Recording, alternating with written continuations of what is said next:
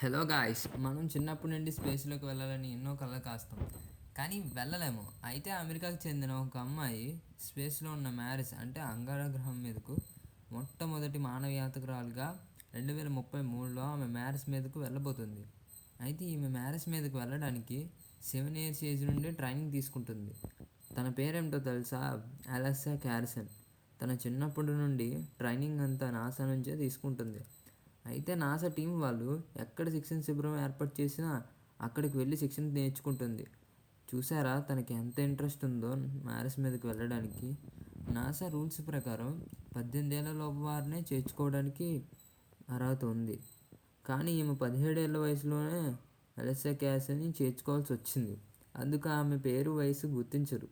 Blueberry అనే code నెంబర్తో పిలుస్తారంట NASA team వాళ్ళు.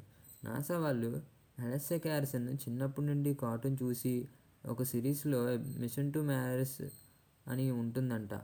ఆ ఎపిసోడ్లో అందరూ కలిసి మ్యారిస్ మీదకు వెళ్తారంట. అప్పుడు తాను కూడా వెళ్ళాలి అని అనుకుంటుందంట. ఆమె చిన్నప్పటి నుంచి అంతరిక్షానికి వెళ్ళడానికి ఏం నేర్చుకోవాలో అన్నీ నేర్చుకుందంట. అలెస్సా క్యారిసన్ స్పేస్లోకి వెళ్ళడానికి శిక్షణ తీసుకుంటుంది.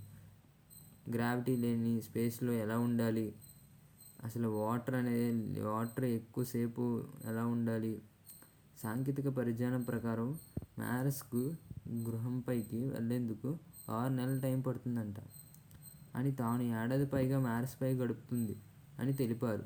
అసలు మ్యారస్ ఎందుకు వెళ్తుంది అంటే అక్కడ ఎలాంటి వనరులు ఉన్నాయని, అసలు వాటర్ అనేది ఉందా లేదా, అక్కడ యానిమల్స్ బ్రతకడానికి అవుతుందా, అక్కడ మానవుడు అనేది బ్రతకడానికి అవుతుందా లేదా అని తెలుసుకోవడానికి వెళ్తుందంట.